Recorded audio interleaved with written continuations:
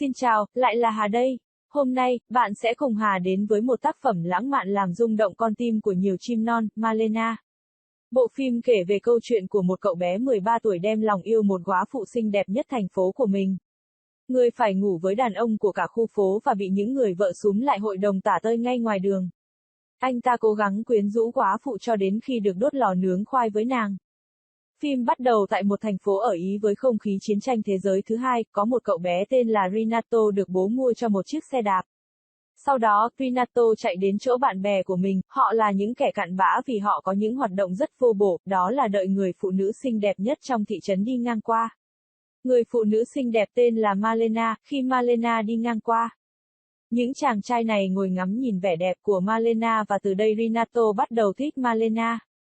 Sau đó, họ lại di chuyển đến một nơi khác để gặp Malena, và cứ như vậy hàng ngày là hành vi của những cậu bé mới lớn vô lương tâm này.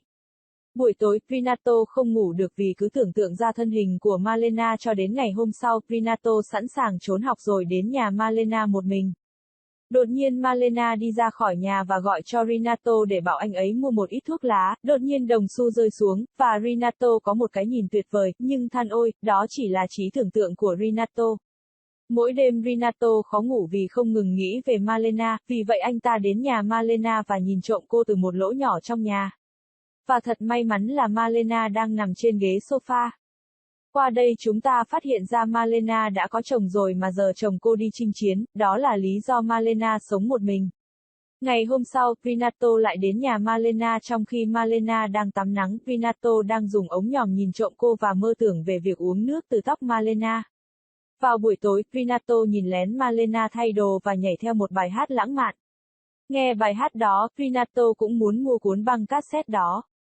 Khi đang nghe nhạc đột nhiên Malena đến, Renato rất vui mừng, sau đó anh ta cùng nàng đốt lò nướng khoai. Nhưng hỡi ôi, đó chỉ là tưởng tượng của một cậu bé mới lớn. Đúng là một con dê mới nhú sừng. Ngày hôm sau, như thường lệ các chàng trai đợi Malena đi ngang qua. Sau khi Malena đi qua các trẻ trâu đều hài lòng, chỉ có Renato là không vừa lòng. Hắn đi theo Malena vào thành phố. Renato đau lòng vì hắn nhìn thấy tất cả nam nhân trong thành đều dán chặt mắt vào cơ thể Malena. Renato nghĩ rằng mình có nhiều đối thủ ở đây.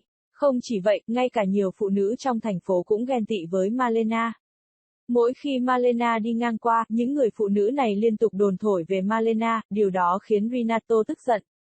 Tối hôm đó Renato lại đi gặp tiến sĩ Thẩm Du. Ngày hôm sau, Malena nhận được tin buồn vì chồng cô đã chết trên chiến trường, nhưng thay vì đau buồn, tất cả những người đàn ông trong thành phố đều vui mừng vì Malena chính thức là một góa phụ. Renato sau đó tưởng tượng rằng anh ta đang xoa dịu Malena bằng cách hôn cô ấy, sau đó, buổi lễ Malena được bắt đầu với tư cách là một góa phụ diễn ra. Những người đàn ông trong thành phố bắt đầu tranh giành người góa phụ xinh đẹp. Khó chịu khi nghe họ nói, Renato chơi khăm bọn họ bằng cách nhổ vào đồ uống của những người đàn ông và đi tiểu vào túi của người phụ nữ. Người luôn nói xấu về Malena. Renato đến nhà người đẹp khi cô đang phơi đồ và lấy cắp đồ lót của Malena sau đó bỏ chạy. Vào buổi sáng, cha của Renato nhìn thấy đồ lót màu đen, ông ta túm lấy Renato rồi đập cho một trận, thậm chí mẹ của anh ta còn đốt luôn đồ lót đó. Như một hình phạt, Renato bị nhốt trong phòng của mình.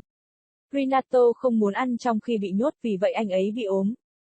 Nhưng khi bác sĩ kiểm tra tình trạng của anh ấy, ông nói rằng Renato chỉ cần không khí trong lành.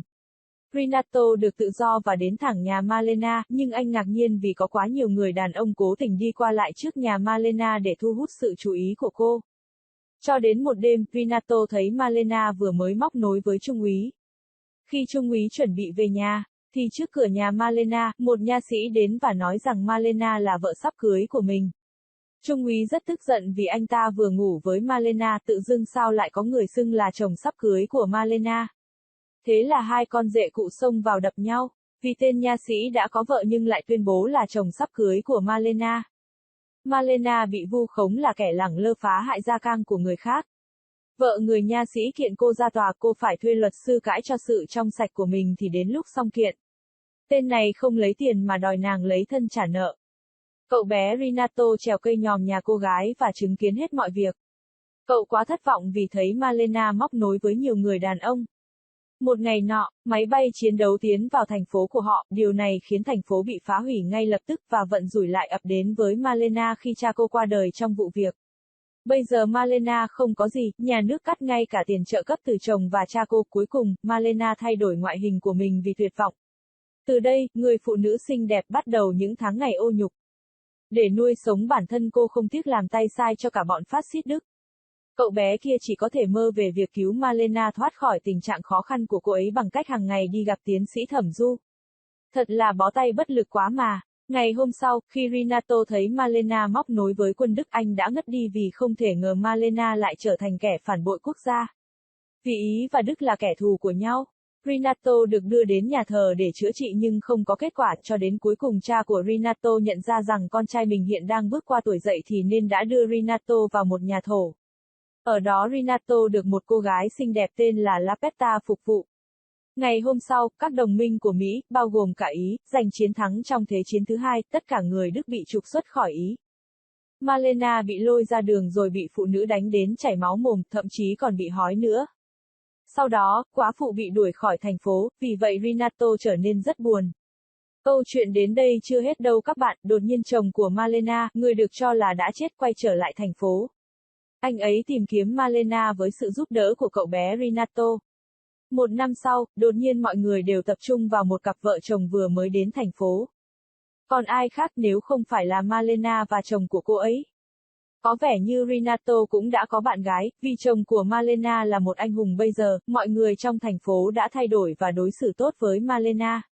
Tại khu chợ, Malena được chào đón bởi những người phụ nữ từng đánh đập cô, thậm chí họ còn cho cô nhiều loại đồ miễn phí. Khi cô đi chợ về, đồ tạp hóa của Malena bị đổ.